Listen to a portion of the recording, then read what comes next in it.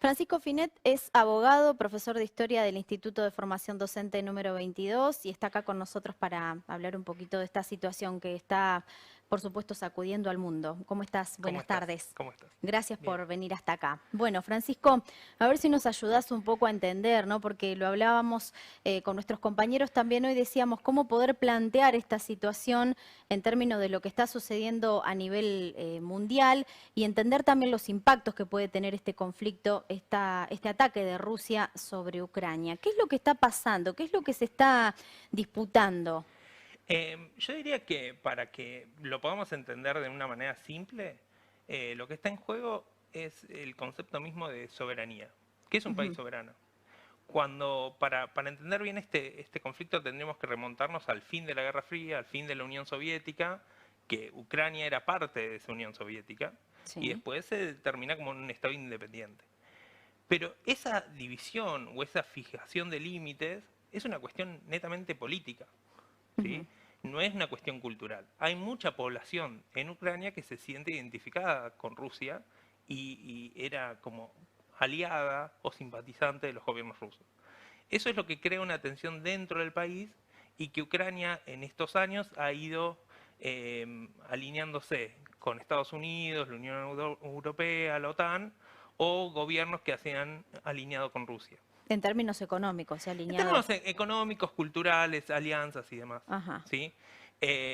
Bueno, en 2014, como se vio en el video, fue el gran estallido donde se derrocó un gobierno que era prorruso, se terminó poniendo un gobierno pro Estados Unidos o pro Unión Europea y Rusia anexó la zona de Crimea. ¿Sí? Sí. Ahora bien, esta zona donde quedó el Donbass, donde queda la zona del Donbass, es la parte donde quedaron los más alineados a Rusia, pero que quedaron dentro de Ucrania. Claro. Entonces, decimos, por ejemplo, ¿Putin invadió Ucrania? Y depende, desde la visión de Putin no, porque Putin reconoció esas dos regiones como regiones independientes. Rusas. Ujú. ¿Sí? No, no rusas, sino Ah, independientes. bien. ¿Sí? Independientes de Ucrania. Entonces, bueno, el conflicto viene por ese lado. Y por otro lado, que Ucrania está vinculándose mucho con la Unión Europea y con Estados Unidos, y Estados Unidos que quiere levantarse un Ujú. poco de estos golpes que viene recibiendo en este último tiempo. Bien, por eso se habla de que Estados Unidos podría también interceder en esta situación. Ya igualmente en el día de ayer pronunciaron que no van a enviar tropas a Claro, el Ucrania. tema con Estados Unidos es que cuando terminó o se declaró el fin de la Guerra Fría, como para que lo Sí. entendamos, Estados Unidos había prometido que no iba a expandir sus zonas militares, Ujú. ¿sí? Dentro de lo que se conoce como la OTAN. Sí. ¿Sí? Ahora bien, Estados Unidos no cumplió eso durante todo este tiempo, sino por el contrario fue tomando lugares que antes eran parte de la Unión Soviética. Y ahora lo que quiere hacer es incluir a Ucrania. Si Ajá. nosotros lo vemos en el mapa, Ucrania está, obviamente comparte límites con Rusia, por lo Sí. tanto, si pertenece a la OTAN, Estados Unidos podrían poner bases militares en Ucrania y eso es lo que Rusia lo ve como una amenaza. Ajá. Entonces, Ucrania funciona como si fuera un estado tapón, ¿sí? Sí. Un estado que media entre los dos lugares en conflicto. Bien. Por lo tanto, Estados Unidos ha hecho ciertas amenazas o advertencias a Rusia durante estos previos meses, pero claramente Putin considera que eh, tiene el poder suficiente como para avanzar con sus intereses. Bien. En caso de que Estados Unidos sí interceda y sí envíe sus tropas a Ucrania, ¿en qué podría derivar esta situación a nivel mundial? ¿Se puede hablar de una tercera guerra mundial por este tema? Yo lo veo poco probable, porque me parece que hoy las guerras tienen otro condimento que es más económico, que nosotros ya lo venimos viendo. Se suspendió, por ejemplo, el gasoducto que iba de Rusia a Alemania. Eso genera un problema para los alemanes que pierden esa provisión de un material tan importante como para desarrollar su economía principalmente. Ujú. La mayoría de las guerras no se terminan por conflictos bélicos, se terminan por cuestiones internas. ¿Qué país soporta más este estado o esta economía de guerra? Claro. ¿sí? Entonces, Hay que tener un respaldo y un financiamiento y después de lo que ha claro, sucedido con la pandemia, muchos países han quedado con a la eso iba, a problemática. eso es lo que iba. Estados Unidos puede tomar, si Estados Unidos sacó, el año pasado sacó tropas de Afganistán porque decían que eran muy caras Sí, mantenerlas ahí, que generó todo un problema enorme. Puede ahora mandar tropas a Ucrania y resulta un poco contradictorio, claro. ¿sí? Pero se responden otros intereses económicos, claramente. Bien, bien.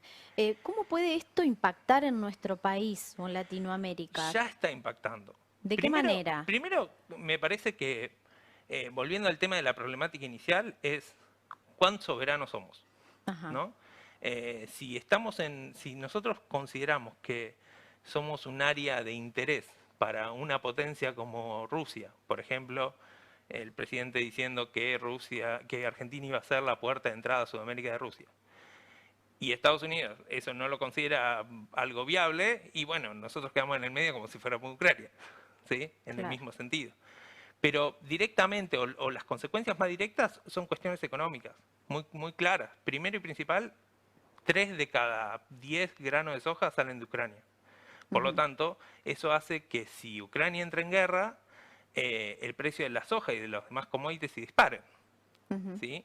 Y eso, si bien puede parecer que puede llegar a ser beneficioso para la Argentina, también es cierto que eso va a encarecer los alimentos acá y Exacto. eso va a hacer que haya una inflación mucho más grande y sumado a los problemas que ya tenemos.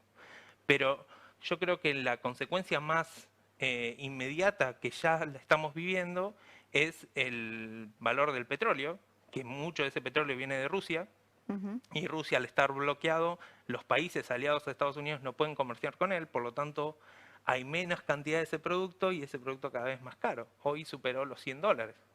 Quiere decir que si se aumenta eso, no solamente el Estado argentino va a tener que gastar muchas más divisas para exportar ese producto, sino que además también va a repercutir en las economías internas. No solamente de Argentina, sino de todos los países dependientes de, de las commodities principalmente. Ujú. ¿Y en el dólar puede impactar? En el dólar, obviamente, porque Argentina, si quiere seguir reactivando la economía, tiene que gastar dólares en cosas que antes no las iba a gastar. Claro. Por ejemplo, si en vez de pagar el precio del barril al precio que estaba antes, lo tiene que pagar más caro, claramente ahí se van muchísimos millones de dólares. Ujú.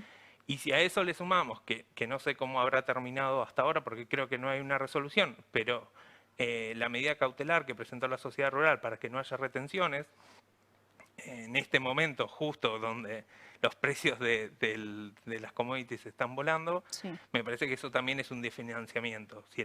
Tras eso, la Argentina no tiene demasiados dólares y tiene de acuerdo con el FMI ahí pendiente con los vencimientos al caer. Entonces la pone en una situación muy complicada. O Ujú. sea, de todo lo que viene pasando, Argentina, todo lo que pase en el mundo la termina perjudicando mucho más. Bien.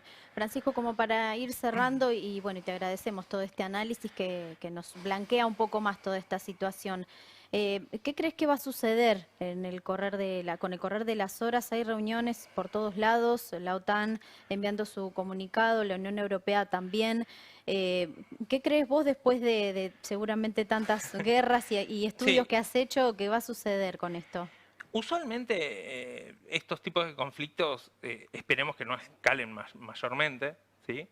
Pero usualmente llegan a un tipo de acuerdo. Un acuerdo en donde hay ciertas concesiones para ambas partes. Yo creo que el interés fundamental que tiene Rusia es tener un paso territorial a la zona de Crimea, que eso si lo podríamos ver en el mapa, ven que las zonas que invadió ahora Rusia están directamente ligadas a llegar territorialmente o por tierra Ujú. a Crimea. Entonces me parece que algún paso con respecto a eso puede llegar a ser, pero el tema, yo creo que lo más difícil es cómo se viene eh, informando sobre el tema. ¿Por qué? Porque Boris Johnson, Kamala Harris, ¿no? Grandes dirigentes Sí. vienen haciendo declaraciones bastante fuertes con respecto a Putin.